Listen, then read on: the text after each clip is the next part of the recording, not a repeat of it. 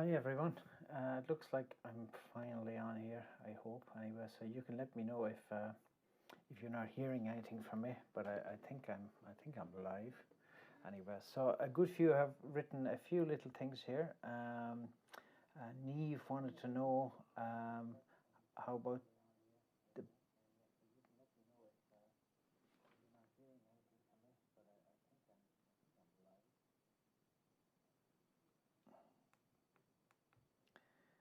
Hi Kelly.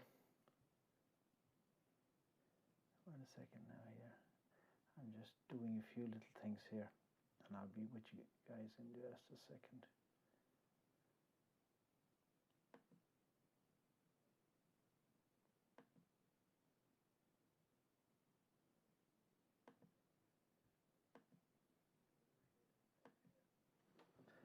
Okay. All right now. So, Neve, yeah, you want to know about the bounce and stuff on the fiddle, and hi from Vienna, hi from all kinds of places. Anyway, so if anybody has questions or thoughts or things that like me to clarify in relation to the master classes or the tunes or anything like that, I'm happy to respond. Any observations you want to make, I'm here to respond. So I'll just play some tunes and just to get us started, and you can be thinking about it, and then we'll just see where the conversation goes from there. So here we go.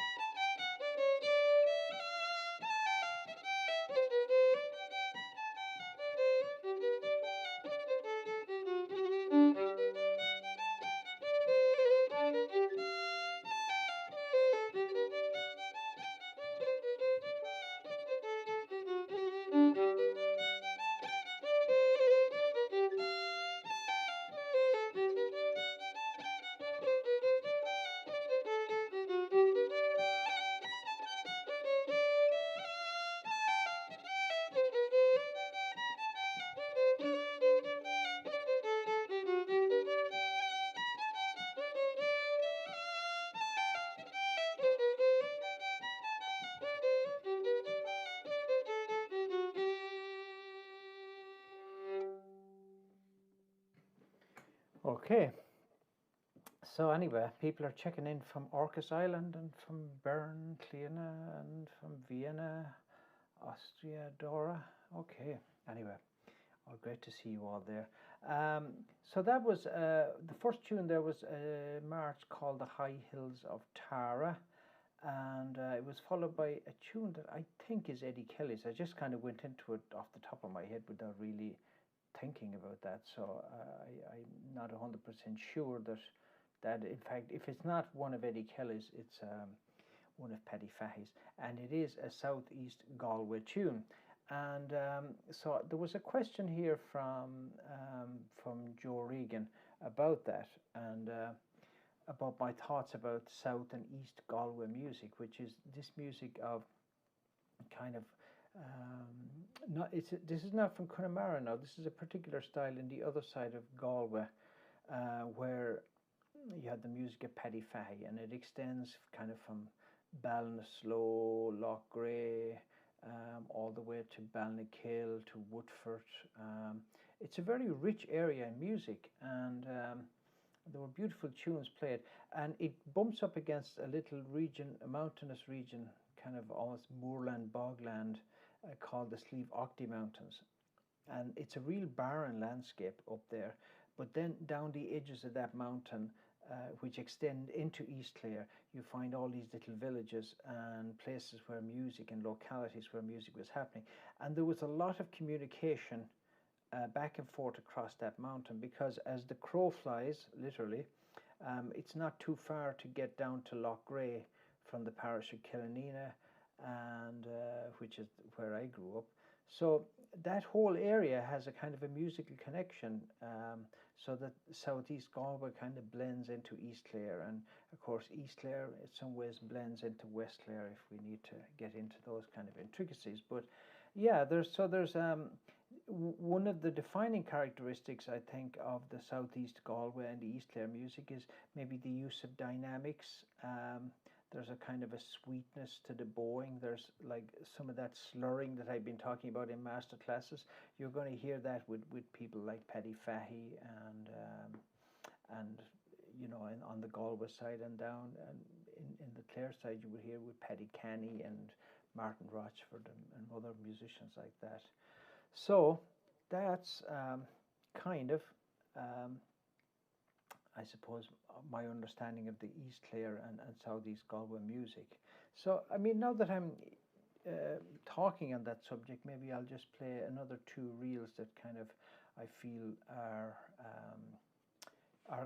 from Southeast Galway. They are the Jug of Punch and Eddie Kelly's, two reels. So here we go.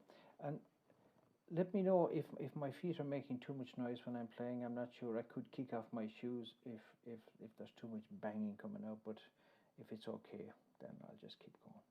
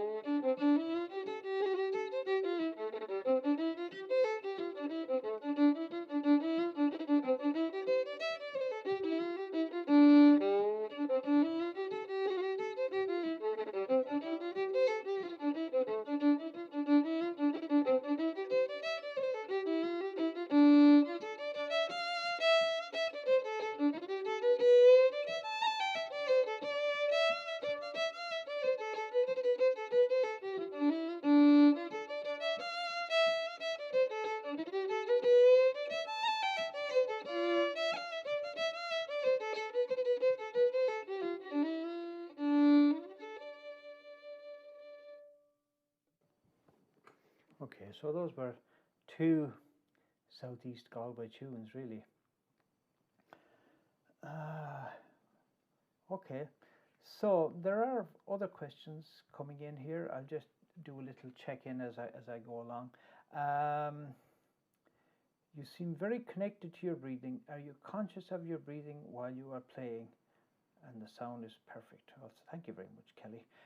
Well, the playing, I suppose, in reality, I've been talking about it maybe in some other master classes and stuff. My model for playing is really singing. So on some level, I kind of express phrases in a way that are kind of almost as one might expect to sing them. Deedle dowdle deedle diddle dum ba deedle deedle dum deedle da dee idle deedle doodle deedle dum diddle dee deedle doodle daddle daddle deedle dum ba doodle deedle da.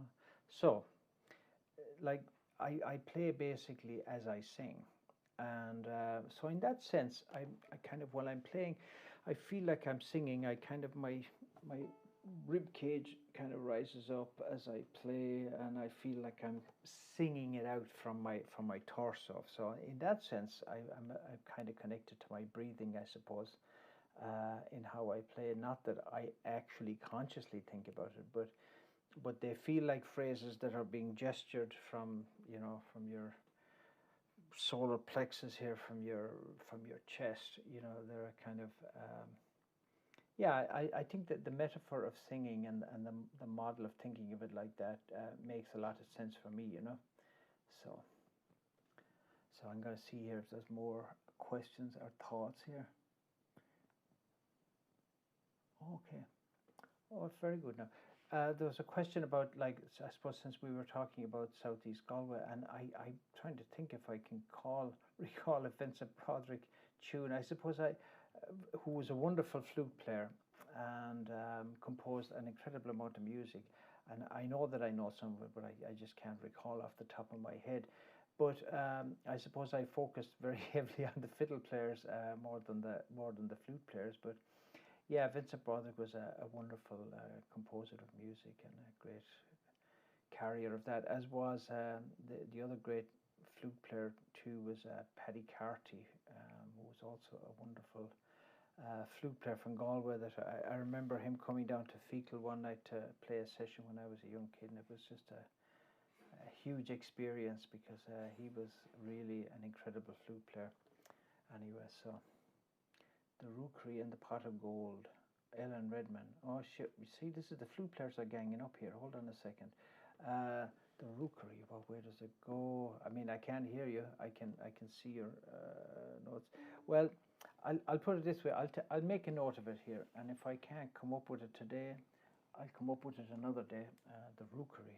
I know that too, but the thing is, do I know the name of the tune and the actual tune as being the one thing? So we'll see.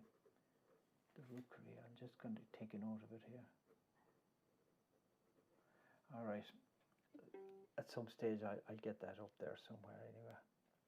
Bory herring, tightening rosin suggestions. Well, my bow is too tight already as I'm talking to you, because you know what I do. If I'm even slightly nervous, and it might not appear to you that I am, I tend to kind of and I can't tell you how many times on stage I've been just winding the bow up, and then I put it up to go play, and oh my god, and I'm looking at this. But so in terms of tightening the bow, I think like I don't want the hair to really hit the wood, and I don't want it any tighter than that, so as loose as kind of allows the bow to rest, and it keeps the natural curvature on the bow as well. We don't want to straighten that out and lose that effect. So so that's kind of how I think about that. And in terms of rosining, I mean, like sometimes I clean the strings, with the cloth. I have one here, and so I don't know. I don't want to create a whistling sound over the internet to you, but When you do that, you might find that you need a little more rosin than you thought, but it's often worth waiting for a second or two just to see. So I rosin to taste. I think everybody has different taste on that. If you have a heavy bow hand, like, you probably need less rosin, but and I play quite lightly, so I do depend on the rosin to grip the strings. And the other thing is, don't forget that no matter how much rosin you put on, there gets to be a point with your bow hairs after a lot of playing, and it's hard to be sure how much. There gets to be a point where you just need to rehair the bow as well. So, like, um, but find somebody good to do it. It's not as like, different people give you quite different effects with this. So don't be afraid to find the better bow rehearers wherever they are in your area. So just ask around who's best at it. Go where the classical musicians are going. Go there. They usually have a network of people, like, and they know where they want to go. So, like, there's no particular rehearing we need in Irish music different than classical music. So I'd check out that area for suggestions on that kind of thing. Dowd's reel, at least I know that one. Ellen, I'm very sorry to be coming up flat on all your tune suggestions here, because I'm just terrible with names and stuff. So I'm not. I probably do know some of these tunes, but I'm not so sure I can pull them out of my head just by the name alone there. So, but Dowd's, Dorna asked for Dowd's reel, so there's a few, but I'll play this one anyway.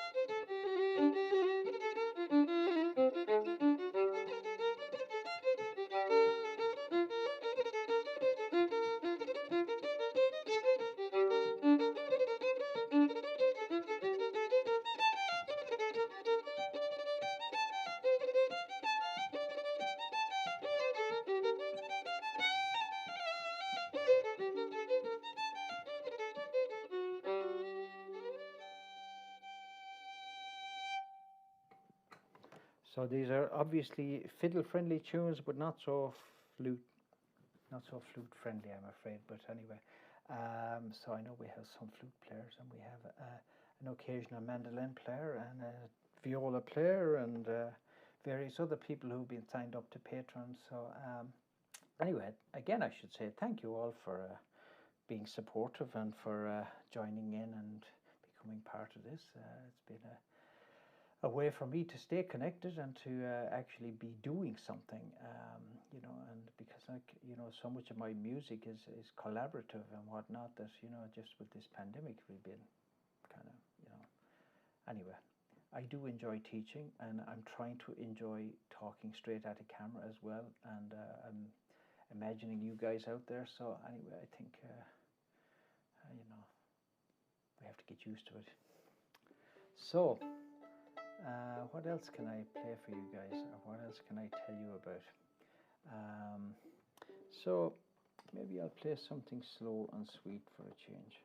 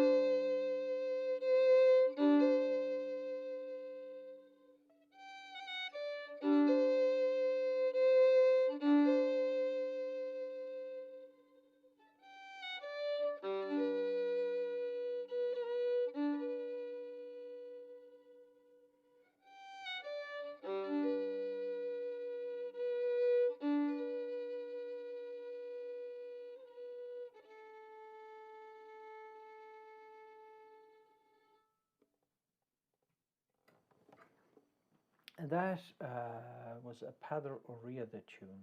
Pather, the son of Sean O'Riordan from Cooley. I play a lot of his music. I find it really quite beautiful and sometimes simple, but deceptively simple. And that tune was called Trahan an Tíada. And so it's beautiful. I made a series of recordings with Pather and with Caoimhín O'Reilly over a few years. We had a trio called Truer, and so yeah, and I think that I enjoyed that experience a lot, playing with Pather, playing all of Pather's tunes. Well, not all of them, but the only tunes we played were Pather tunes, and that was a great experience. So if any of you are interested in very good and interesting melodies that are just, you know, that you may not be familiar with, but that are new and interesting. Those three records that we made, they're called Truer, and I think you can access it or get the CDs from Pather's website, which is Pather O'Riordan. I can't remember the exact web address now, but it's Pather O'Riordan, and I think he's worth checking out, you know, and so you'll enjoy it, and yeah, as you're right there. That would be a very nice air for the cello. I think you're right. And so there was Becky was mentioning there a little bit about. I suppose I've talked a good bit about the idea of singing, and what that really means in terms of playing tunes. So the question was, am I singing the tunes in my head as I'm playing them? No, in fact, I'm just playing them. But the playing really supplants what might have been at other times singing. You know, in other words, I could be, you know, going for a walk and I'm singing this tune to myself. And the feeling and the experience of singing this feels remarkably similar at this stage to the experience of actually playing it. So in a sense, I am singing, but I'm not singing separately in my head. I'm singing out through the instrument, really, you know. And oh yeah, so somebody tells me that Pather is also on Patreon. I think he could be. So that's we can check out Pather there as well. And I think he's writing a lot of tunes and teaching them. You know, he writes them really fast, and they're all really good. And those three albums that he and Caoimhín and myself made, I'm quite proud of them. They're like, I don't know, they're honest. I'll say that much for them, you know. And the tunes are wonderful. So there's three of them. Truer, Triur is the name of the group, and so that's my little bit of information on that. But Pather has those CDs on his website, I believe. So, all right, okay. So, how do I spell his name? Okay, Peadar for Pather, and O, and then Riada, Pather O'Riordan. And he's a good friend of mine and a really wonderful musician and a wonderful composer. So anyway, I think you'll enjoy his stuff when you discover it there. So what else was I going to say? Well, I don't really know. I'm just kind of waffling on here, and I brought a list of tunes that I might play here. So I'll just check them out here 1 second. Let's see. Oh yeah. Yeah, so one of the things I have been talking about sometimes with fiddle students is this kind of in between microtonality, you know, in notes where notes are slightly flat, slightly sharp. I had a phone call from a friend the other day, like he was listening to a recording of Paddy Kenny, and he was going, "Is the tune in G minor or G major?" And I was going, "Hard to say," I said, because sometimes people like to blur the lines a little bit, you know. So I thought I might just kind of do a little blurring of lines here and just see what that feels like, you know. Um,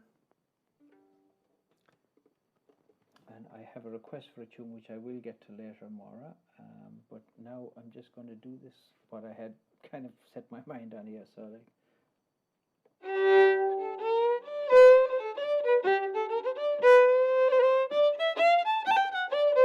Sorry, a second now.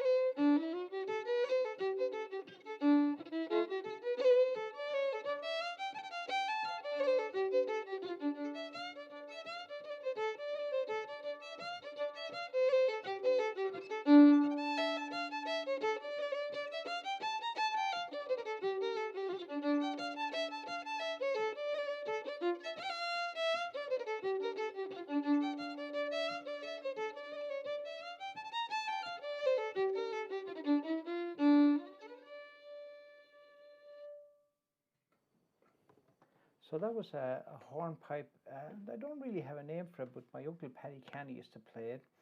And the reel there was My Love Is in America, of course, quite a well-known reel. So, but I like kind of playing around with notes like.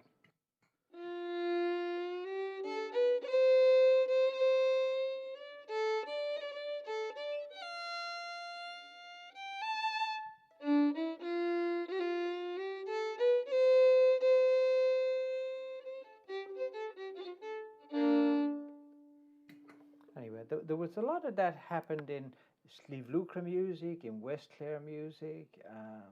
Musicians talked about sour notes, flat notes, and just kind of pushing melodies into a kind of a unclear territory between major and minor was kind of one of the effects that we heard quite often. Of course, the reason that we never heard much about it is because people who had very bad intonation tended to sound quite similar from time to time, and others who were actually working with it in a way of interpretation, they got lumped in with all those who couldn't play many times, you know. But anyhow, you know, it's just one of those distinctions, you know. That's a little tricky. There's a tune called Lily of the Valley, which is a Padre Rida tune. So just let me see if I can pull that out of my head like that. I think I have it now.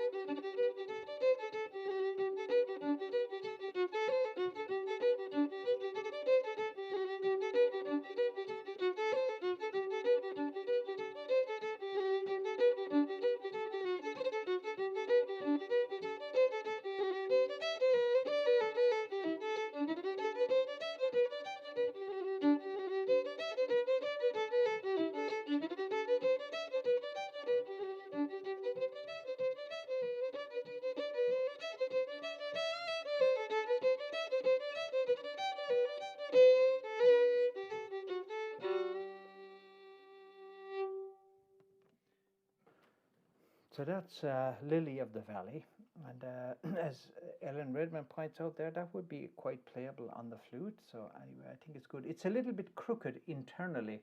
It all works out in the end, that tune, you know. So apparently Pather wrote it for, I think this Weaver, Lily, perhaps. It was a television documentary. He was writing the music, and he was trying to keep it in rhythm with with what was going on with the loom, and so it kind of led to some kind of crooked parts, like, so it gave it an unusual thing. But you could dance to it; it would actually all resolve at the end, you know. Anyway, so. Um, so are there many contemporary compositions that are now already in the traditional repertoire? Yeah, I mean, there are, yeah. I mean, like, yeah, I mean, for example, like Paddy Fahey's tunes are all part of the traditional repertoire at this stage, and a good many of Padre O'Riordan's tunes, like Sport, for example.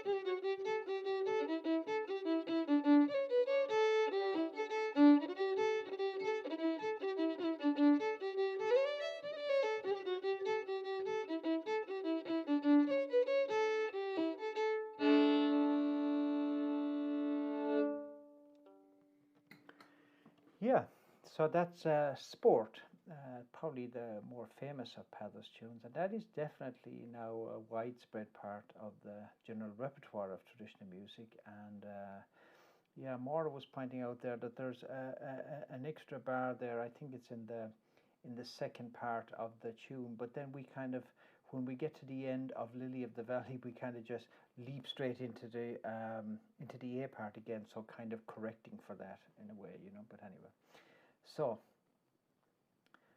okay, what? Oh, okay. So my friend here in Asturias, Guzman. Okay, what first violin string do you recommend for a smooth sound? Well, I've tended to use a Hill E string. Kind of almost no matter what other set I put on, I'll try the E string that comes with, but I find a Hill E, and it's not an expensive string, to be kind of somewhat strong and clear, you know, and not like consistent, you know. So that's the, I mean, if anybody's having a tricky thing with getting their E string to remain pleasant and enjoyable, a Hill E string might be something to try, and it's not too expensive to try because they're actually quite cheap, so you can order them. You can get either medium or heavy gauge of that. I sometimes like the heavy gauge, but to be fair, I mean, I'm running my fiddle here through a little microphone here, and I have another microphone here for talking.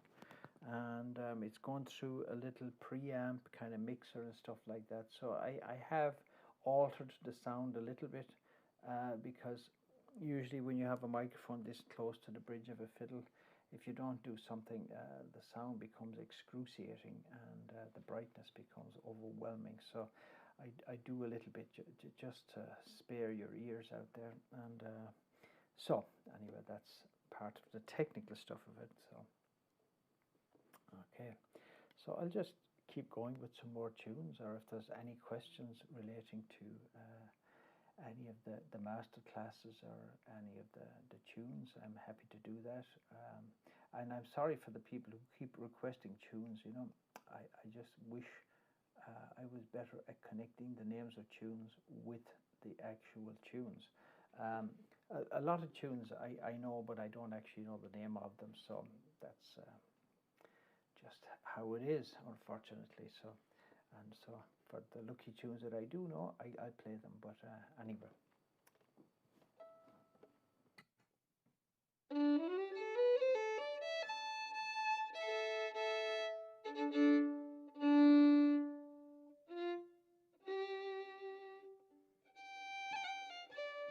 no, I think I played that like. Okay.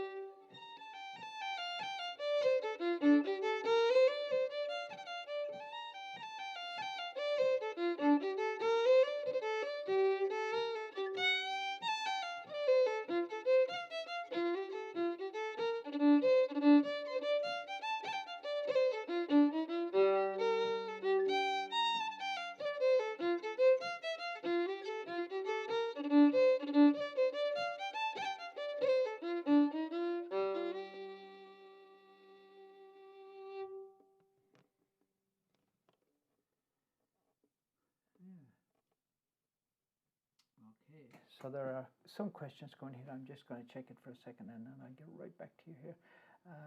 What force? Okay, okay. Have you written any original tunes? Yes, I have. Not too many, but I've written some. I'll play one for you now in a second. Have you ever done a tune vertical where you play a very old tune and then you play various versions as it has evolved over time?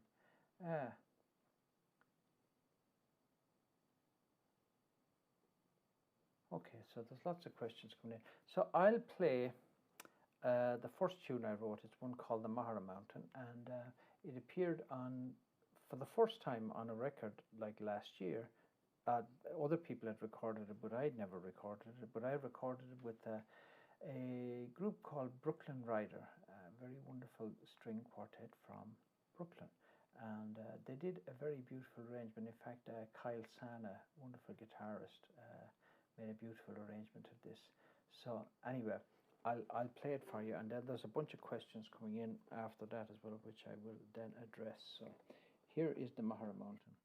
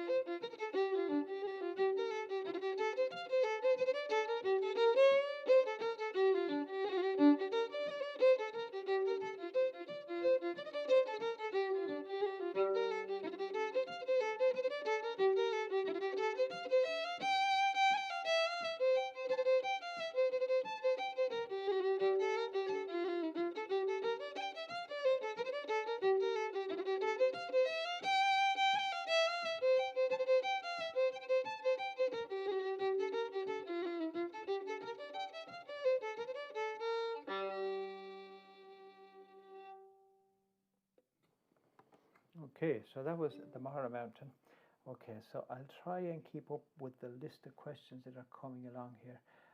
Have I ever played a tune vertically? Okay, so what I'll do, that's John in Washington State, Vashon Island. I forget which island you're on, but anyway, I should know the island because I lived there for long enough. But anyway, so I'll play a tune called Lafferty's, or sometimes known as the Glenavahar Low, and I've been kind of noodling around with it for years. But I'll play it just as I learned it as a kid, and then I'll just glide into changing the key, and then I'll just glide into the kind of variations and twists that have gradually evolved in it over time. So you can see, I'm not necessarily sure that it's in any way an advancement, but it's just things changing. So here we go. Just give me a chance here.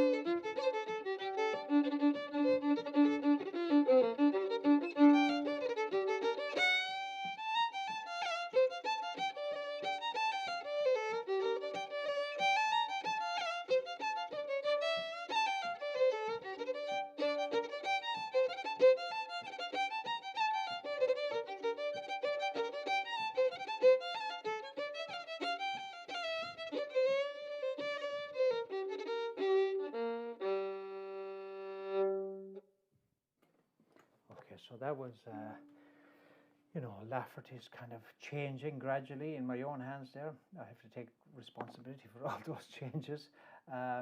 So Ellen wanted to know, Ellen in Springfield, Massachusetts, Ellen Redman, we move between the dance and the song without ever letting go of our internal sense of either. Can you talk about that just a bit? Okay, well, I can. In that case, what I'm trying to talk about here is, on one hand, like there's this idea of, I have this idea of the lyrically song generated expression of the tune. Dee-I dum deedle dum deedle dum. I'll do a reel now, for example, maybe instead, it might be better.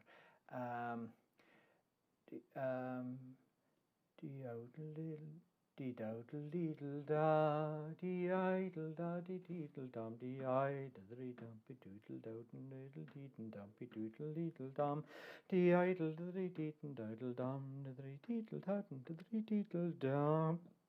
Sorry, excuse me. So, okay. So that's how I might sing it. It's kind of dee-idle da, dee-idle da, dee-diddle dum. Okay. So that's the lyricism of it. Now the song of it. Now let's think about the rhythm. Normally, when you go to a session, you hear people playing on the one beat. You know, so dee-idle diddle dum, dee-idle diddle diddle double dum, diddle doodle diddle doodle diddle dum, doodle diddle dum. Well, I don't hear it that way. I always hear it doubled up. Doodle diddle dum, doodle diddle diddle diddle diddle dum, doodle diddle diddle doodle diddle dum, doodle diddle dum, diddle diddle diddle diddle dum, diddle diddle dum, diddle diddle dum, bumpa diddle diddle dum. So now I'm dancing now. I have this rhythm in my body. I have this particular groove that I'm just sitting into, and I'm talking to you at the same time. So the rhythm has naturally settled in my body, you know. So I'm kind of in that groove now. So it's when I play the tune, I'll just sit right into that rhythm that's already happening in my body. So I'd be like dee-idle diddle dum, dee-idle diddle diddly dum ba dum, diddly diddle dum ba doodle diddly diddle dum ba doodle diddly dum, dee-idle diddly diddle diddle dum, diddly diddle diddle diddly dum ba dum ba ba diddle dum ba diddle ba dum ba. So you get that. Okay, that's that rhythm. Now, so when I'm actually playing the tune, I may state that rhythm in the beginning, and I might just kind of move away from it and just kind of start floating in a kind of a more lyrical song-like way. But I don't let go of this stance. This rhythm is going on underneath, even if it's not coming out in the actual playing. I have it, like, right? So I don't let go of the rhythm, right? I hold on to that rhythm even if I play non-rhythmically, you know.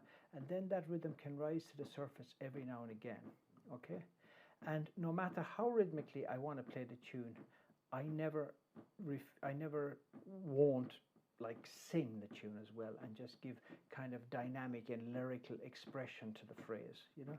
So I try to keep those two things going. So I'll try and give you an example of that. Like, so it's, you know, you'll hear the pulse rising to the surface, and then you'll hear that kind of slurring, lyrical kind of dynamic driven expression as well, and then it'll come back a little bit to the rhythm again. So neither of those things go away totally. So I'm just going to do it for you here.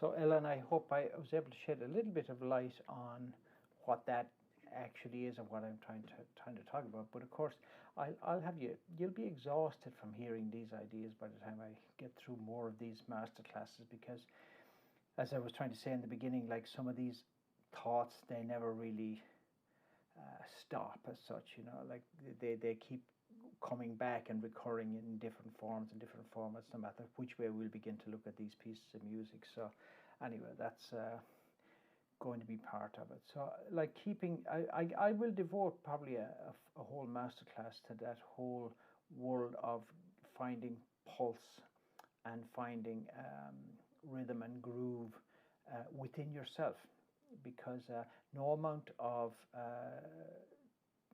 teaching like the technical elements of like the bowing to make rhythm, you can't just make rhythm on your instrument, and you can't make rhythm and pulse independently of your body, really. I think, I mean, you can make a kind of rhythm for sure, but one that's compelling and that connects with other human beings in a way where you find yourself involuntarily moving and being kind of pulled into the rhythm. That kind of potency of rhythm is a different level.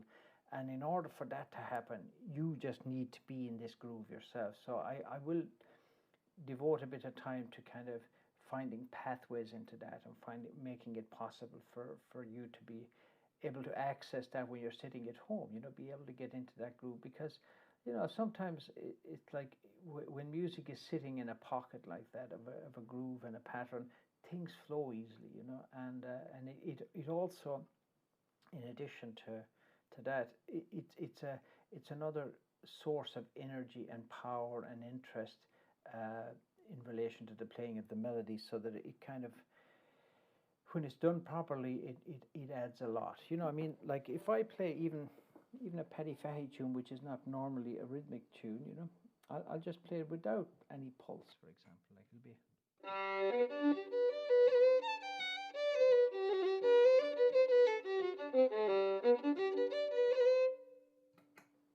And now with a bit of pulse.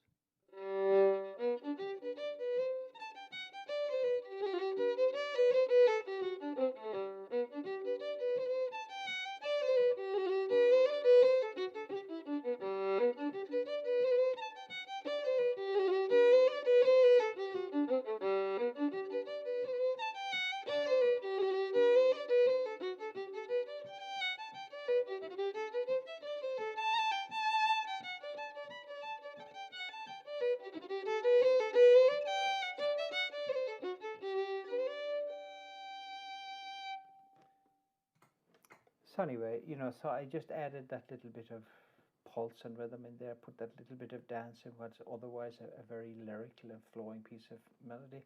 And I'm thinking about you there, Ellen, because you're the lone flute player here in the middle of all these fiddlers. When I was talking about the bow and that rhythm and pulse, you would find like people like Kevin Henry and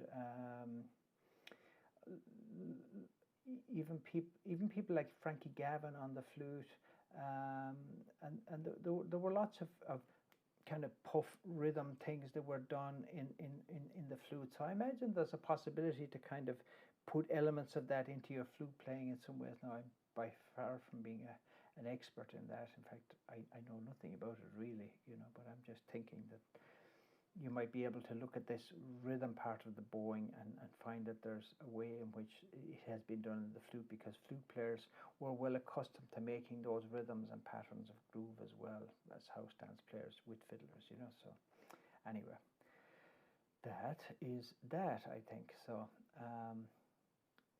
tell me if there's any more questions or anything like that. I'm happy to answer them, and if not, or if anybody has any suggestions about the master classes or things I should be doing, or things that are helpful, things that are not helpful, so you just, I'll give you a chance here, because there's a 10-second delay between when I say it. They give you a bit of time to think and a bit of time to send it back, and in between then, you might have a question. So I won't go away for a second here. We'll just see. Okay, nothing.